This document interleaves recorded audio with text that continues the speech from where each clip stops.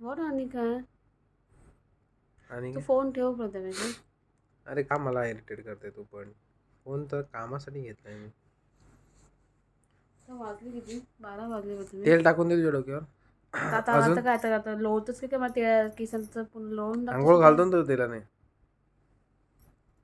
काय नाही नखरे पाहिजे तर मला तू पटापट झोपायचं आहे सकाळी लवकर उठायचं आहे. हो बाबा, उठतो लवकर. ना उठला असतं बघ मग कितीची तेलाची बेल लाव कितीची बेल लावायची. लाव ना, 12 वाजून 5 मिनिटाची लाव आताच. आताच उठतो आणि जातो बाहेर. हा हा तो रिमोट दे एसीचा. चल.